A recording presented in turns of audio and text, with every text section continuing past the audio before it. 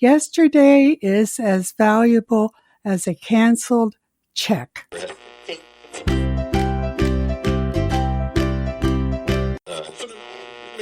All callings are great, if greatly pursued.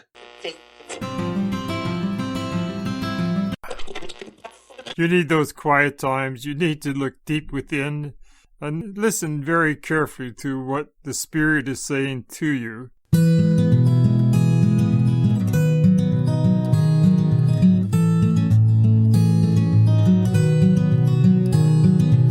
Hello, and welcome to Elder Wisdom, Stories from the Green Bench. I'm your host for these bi-weekly podcasts, Erin Davis, and I'll introduce Lloyd Hetherington, my co-host, and our very special guest in a moment. But first, let me give you a Coles Notes length idea of what we do here. Long before the podcast, the Green Bench started at Schlegel Village's retirement and long-term care homes as a place of sharing stories, a symbol of elder wisdom where we get to sit alongside a senior, now virtually of course, share a conversation or listen to and offer advice to help return our elders to a place of reverence. Well, this episode, we're turning the spotlight onto a man who is a lovely example of someone who's been living an already exemplary life and then finds himself exploring and excelling at something that brings him accolades and recognition. Our guest today is 85 years old. And what's incredible about this is his life leading up to this podcast, because he's also our co-host, was in education and later in theology. He's led a life of service, and now he serves up his own wisdom, laughter, questions, and conversation every couple of weeks here on the Green Bench, a place that has brought him quite a bit of attention since we began here. In fact, honestly, we're lucky he found the time to talk with us. Hello, Lloyd. Hi, Erin. It's a treat to be with you, the veteran of the podcast. I'm the rookie and I'm learning, and I can't find a better tutor than yourself to help me along the way. So let's chat about life and in general and some of the expectations and some of the hopes. I'd love to do that. Now, for people who haven't been with us since the beginning, you can always go back to the earlier episodes of Elder Wisdom, Stories from the Green Bench. But a little bit about you and how you came to be a resident at the village of Riverside Glen in Guelph. Okay, I moved to Guelph in retirement back in 2000, living next door to Riverside Glen, and for 8 years my wife and I would pop over and share in the hospitality, the friendship, and they very wisely invited us to be part of it. It was just good marketing on their part. So I fell in love with the place and determined that eventually that's where I wanted to be. When my wife passed away, I went through a terrible time of depression, managed to have medications given to me that slowed me down and made me dopey, and as a result, I fell a few times, and in one of those falls, I damaged my back quite badly so that I had to walk with a walker. So the doctor decided in his wisdom that I could no longer drive, I could no longer live alone. And so that's when my plans to move into Riverside Glen were fulfilled. And Erin, it has been a transformation for me. Since I've arrived here, I'm off the medications and I find fulfillment. I find tremendous opportunities here. I'm chair of the residence council. I run the store one morning a week. I'm involved in every activity. Whenever there's an announcement for something, I'm there and I'm part of it. I assist the chaplain and do 4 worship services per month, so that I found tremendous fulfillment. And my life has just blossomed here in this environment. How many years were you and Margaret together? We were married for 61 years, but we knew each other for 5 years before then. And she passed away 3 years ago, yes? That's right. Yeah, after you'd cared for her for many years with her worsening dementia? For 3 or 4 years, the dementia started setting in, and it was giving her a bit of anxiety, and she was functioning fairly well, but I was the primary carekeeper, and for those years, that was pretty well my world. I would be with her and make sure that she was not on my sight for any length of time. So when she passed, that was a real loss, and there's a tremendous vacancy, and even today I sense it. But you know what it's like when you've lost a loved one. Absolutely. Yeah. Yeah. And in your case, you not only lost your life partner, your dear Margaret, but you lost that sense of purpose that you had every single day. Every waking moment was about taking care of each other and taking care of her. So I have to ask you, Lloyd, what would Margaret say about this new chapter in your life? You doing podcasts of all things. What would she say? She'd say, that's okay. You've done a lot of new things in your life, so go for it. And she was always my cheerleader, always my supporter. She was pretty safe and conservative herself, but when I'd venture out, she'd be right there and would not only encourage me, but help me in any way she could. She'd be sitting back there, very smiling, and being very pleased with what was being accomplished. I'm sure she is. Lloyd, some of those adventures that she accompanied you on included, of course, your many moves in your role in the Salvation Army and what you did moving to Zambia, where you lived for 11 years. That must have been an incredible learning and bonding experience for you. It was a remarkable experience, and yet in some ways we were ready for it because in the 60s, there was the hippie movement with the dropping out and going to communes. And although I was city-born and bred, I kept thinking of it. Wouldn't it be nice to have a little piece of land and a bit of a garden, some chickens and so on? And so in that mission move, I ended up in a rural area with a nice-sized field beside me and a place for a chicken run, a place to raise my vegetables and my fruit. So it was grounding, and it sounds like you had very little. In one sense, I had nothing materially. My wardrobe was probably 3 shirts, 3 pairs of trousers, very, very little. But I still felt adequate. I still felt well looked after. So although I had nothing materially, I had the world around me to explore, to get out and enjoy the adventures, so that having nothing, I yet had everything. And as it is today, your health was everything, and there's nothing like the perspective of now a pandemic, but then to be living in close proximity and working with and for people who had leprosy. It was quite an experience back in the 60s. Leprosy was one of the threats to the nation of Zambia, and my sister Joy was in charge of a leprosy colony of 1,500 people. They lived there, they were supervised, they were looked after from school-age children right up through the elderly, and they had nothing, including some of their physical assets. You'd see them with fingers missing, toes missing, their nose gone, their ears gone, and yet they seemed to have a satisfaction. They seemed to be content. You didn't hear them murmuring, "Poor me, why am I like this?" They got on with living accepting the situation as it was and making the best of it. I can remember visiting one time with one of the elderly people who was making a grass basket. He had no fingers, just a bit of a thumb and the palm, and yet he was able to weave fantastic grass baskets, one of which I kept for about 20 years after I bought it from him. Just one of the many gifts that the people you lived with and worked with and served gave you, undoubtedly, metaphorically and literally. Exactly. We spent 11 years in that environment and probably would have continued, except the education for the children was becoming much more difficult. So we had to finally return to Canada so that they could get into the school system and eventually go on to university. Tell us about your children. I have 3 of them, 3 totally different people. My son is the oldest. He's living in Lakeview, Michigan, has established a family with one grandson who's now 20 years of age. Lakeview, Michigan is a small crossroad, and employment is non-existent there. He has created his own work. He started an online newspaper, and that still flourishes after 5 or 6 years. He set up a used bookstore. The latest venture is he's bought a laser etching machine and is now etching various things, souvenirs and so on. So his creativity has kept the roof over their heads. Not much, but they're happy with it, and that's the important thing. My daughter, Cheryl, is into computers, an IT specialist, brilliant mathematical mind. She loses me after the first sentence when I ask her what she's doing. Yeah, that's our kids' jobs, though, isn't it? It's just like, okay, yes, that's wonderful, honey.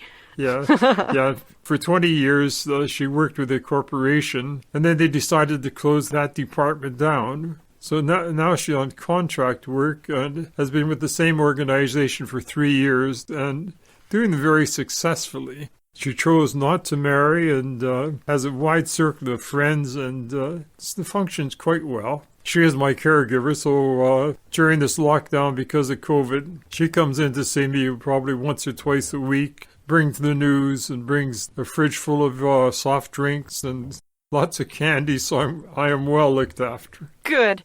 My youngest one was born in Zambia. She really capitalized on that. Yeah. Because in school more than once she'd tell the teachers all Africans are not black, and the teacher would question, she'd say, well, I'm an African. And, wow. Yeah. A very dedicated young woman she is. She went to university in Guelph, graduated and became a teacher, actually getting her certificate from the same place I did, Althouse College, albeit many years apart. She teaches in Toronto and is facing all the challenges right now of sometimes in the class, sometimes out, always online, and she's doing an excellent job. She's married to a very fine man who works independently as a headhunter for nonprofit organizations.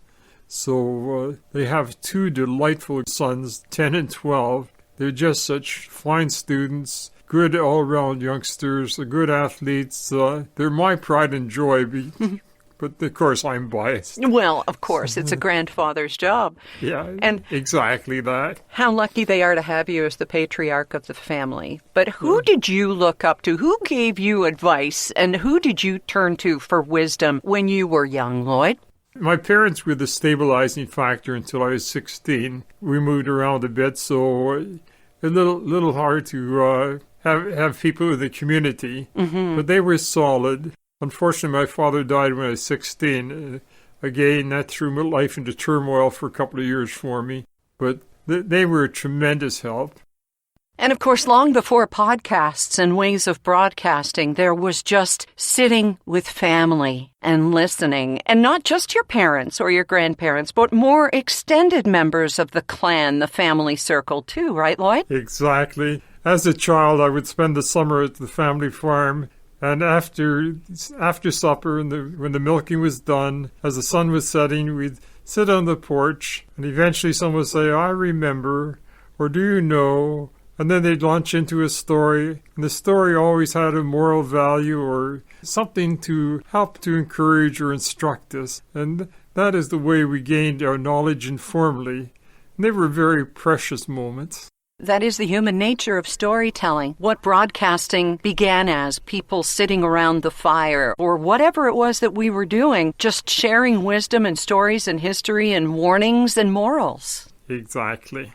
And that would lead to a very stimulating conversation, and they would be able to share the wisdom and knowledge in a very caring way. I found that very helpful. I'm going to have to stop the phone. Sure. We'll wait. Denise? Oh, hi. Oh, this is your podcast time. I'm on podcast right now, hi, Denise. So you have to call back, okay? Yeah, I totally forgot. Sorry. Okay, bye-bye. That's wonderful. That's my daughter on cue, trying to get a word in there, say, hey, I look after him too. Well, her ears were burning, so she reached out to Dad. That's so cool. There are so many avenues that I draw upon. All through life, just at the timely moments, there always seems to be someone who came along to be of help. And even to this day, I stay in touch with a gentleman who was a senior elder in the Salvation Army when I was in charge of the Salvation Army here in Guelph. And he was tremendous help because I only had one church to administer all my career. It was in Guelph, and there were so many things I had to learn.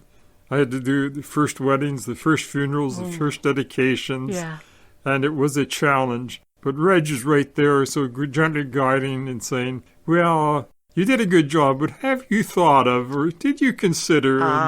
He handled it so diplomatically.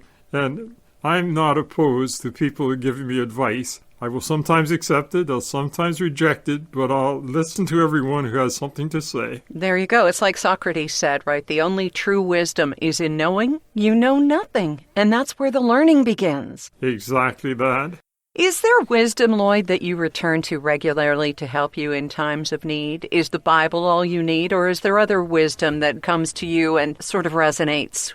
I believe strongly in prayer, and so every day I spend some time in prayer. I read the scriptures and seek to find understanding in them. I listen to the advice of some of my peers who I feel are deeply spiritual, who know what they're talking about. And my pastor is a good, solid biblical teacher, so that I have many sources, many springs of knowledge that I drink from. That's a lovely way to put it. It's like the African proverb, and you keep sparking these things. A village without elderly people is like a well without water. Exactly. But you don't get all your wisdom from the elderly, do you? I think there comes in that place of not knowing a necessary openness to learn from those who have not perhaps accrued as many years on the planet, but have different experiences. I remember so well visiting a family back in the 70s. That's when the Commodore 64 was just coming out.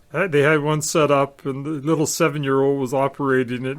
And she said, "Would you like to try?" And I sat beside it, and the first keystroke caused the screen to go black. And I can remember that 7-year-old poking me in the ribs and saying, "Here, let me show you how to do it." Isn't it wonderful? And it's humbling. Oh. Yeah. Humbling, but I'm willing to accept it. I'll accept knowledge from wherever it comes. Humbling doesn't have to be humiliating. Oh, not at all. I don't get humiliated very often, so that if people have something to say, they can say it. I can't help but notice that you have become somewhat of a media lightning rod of late. I saw the pieces that CTV Kitchener did about you, Lloyd, and CBC did, and there have been a few other pieces in the media about you doing the podcast, and everybody wants to know, what's it like being a podcast co-host? So let me ask you that, and you don't have to say nice things just because I'm listening. It's hard to describe it. I take it in my stride.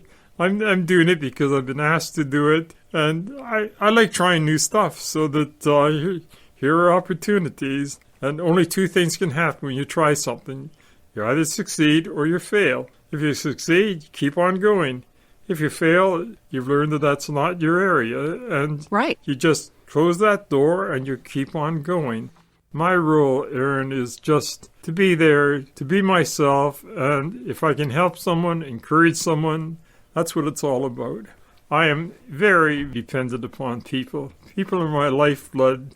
They stimulate me, they encourage me, they educate me. And during this time of pandemic, I find that the hardest burden to bear, the isolation from people. The phone is marvelous. The Zoom contacts are excellent. But there's nothing like being in the presence of a person when you see their faces light up when they remember something of importance, when they get excited, or even when they get angry sometimes. It's just so refreshing to be in the presence.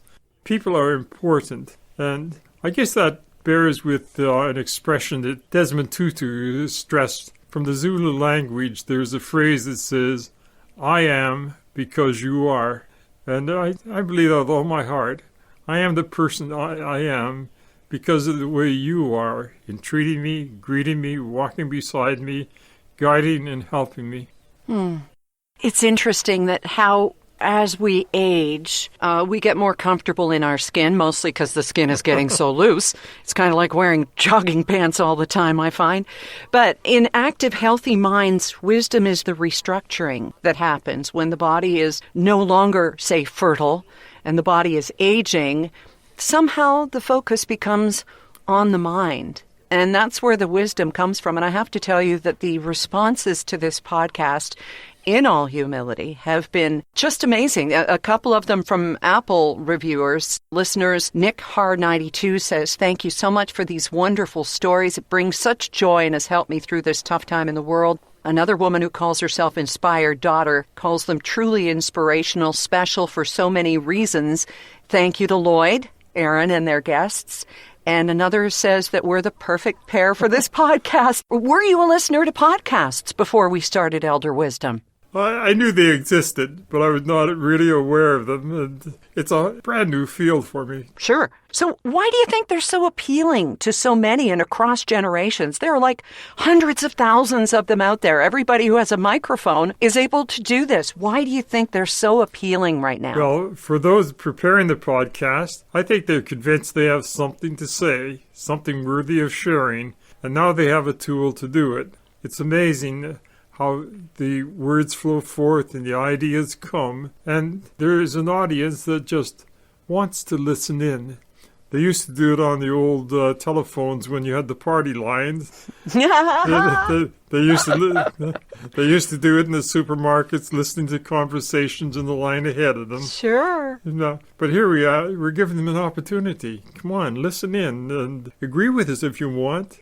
If you don't agree, that's fine. It stimulates your thought. Yeah. So I think we're accomplishing something. Well, I hope so. I've always kind of kept the mantra, what's in it for the listener? Make it about them. I think we're batting pretty well. The guests we've had are so varied, the different mold for each one. The topics are endless and they're timeless. In every single interview we've had, there's been a takeaway thought, something to grab a hold of. And so if people are listening to these podcasts, I hope even from this one they'll say, hey, there's something I didn't know before, or that's something I'm going to try. And if we've accomplished that, Aaron, we've accomplished something.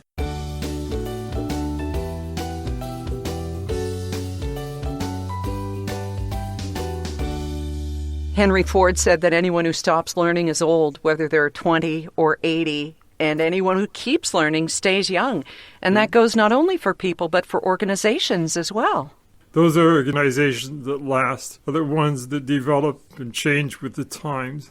Yeah, and times can change, but things like values and integrity don't have to. Like you got those from your parents, and you said that their optimism helped you keep a positive outlook even in difficult times. And look at all these years later, here you are 85, going through life in the 21st century and these years in particular, and you're holding on to those values and spreading them, sharing them through the podcast. Absolutely right. Some things must never, ever change. Honesty, integrity, diligence, hard work. Those values never change. How they're clothed and how they're shaped in the 21st century may differ, but behind it all, there has to be substance. There has to be a solid life well lived. Would that be your one lesson or piece of advice for younger generations to know? Or if you were going to sit down with your grandchildren and say, okay, listen to me, this is what I want you to remember, what would it be, Lloyd?